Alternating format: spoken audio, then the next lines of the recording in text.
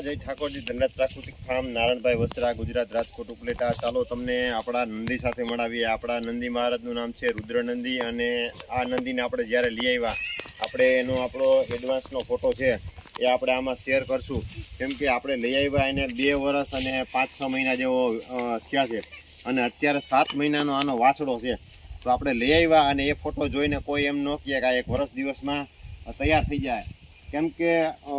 એનું બાળપણ ગંજાઈ ગયું હતું અને બાલ્યાવસ્થા જે હતી એમાં થોડોક વધારે સમય વયો ગયો હતો। એટલે આને સાચવવો અને એકદમ એનો વિકાસ કરવા માટે થઈને જે કરવું, ફીડ ખવડાવ, એ બધી વસ્તુ મહત્ત્વની હતી। એટલે આપણે આને સાચવો એવો અને એના કારણે થઈને આજે જે છે આજે એનું બોડી સ્ટ્રક્ચર, બોડી ફિટનેસ અને કેમ કે એના માતા પિતા તો બહુ જ હાઇટવાળા હતા, પણ મેઇન વસ્તુ એ હતી કે એનું બાલ્યાવસ્થા ગંજાઈ ગયું એના કારણે ક્યાંક ને ક્યાંક એવો પણ ડર હતો કે આ એટલો બધો વિકાસ થાય કે નહીં થાય, પણ તેમ છતાં વાંધો ન આવ્યો। હાઈ ક્લાસ બોડી ફિટનેસ અને હજી અત્યારે 6 દાંતે જ છે, તો એટલે હજી વધશે ખરી અને સારામાં સારી હાઇટ ને ગ્રોથ થઈ જશે એ વાત ફાઇનલ છે। તો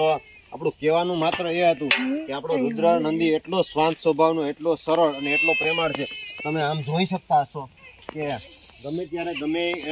એવી પરિસ્થિતિમાં પણ એનો જે છે એકદમ શાંત સ્વભાવથી અને એની અવસ્થા એની ટૂંકમાં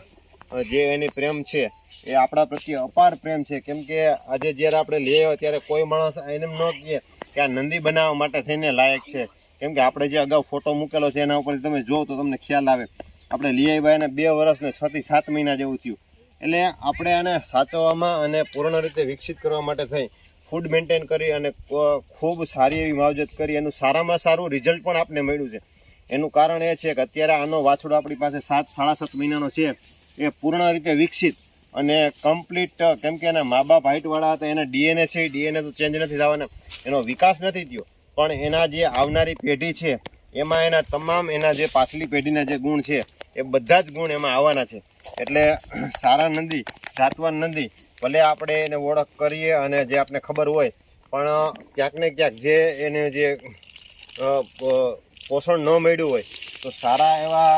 જે ગાયું હોય એના ઉપરની પેઢીના મા બાપ સારા હોય તો એનો નંદીનો ઉછેર કરી અને સારું જતન કરવું એ પણ જરૂરી છે, કેમ કે આ નંદીના કારણે મને પણ ખૂબ સારી એવી પ્રસિદ્ધિ મળી છે, કેમ કે રુદ્રના કારણે જ આજુબાજુના ગૌપાલકો મને ઓળખતા થયા છે। તમે એની બોડી ફિટનેસ અને બોડી સ્ટ્રક્ચર તમે જોઈ શકતા હશો અને આના પરિસ્થિતિમાં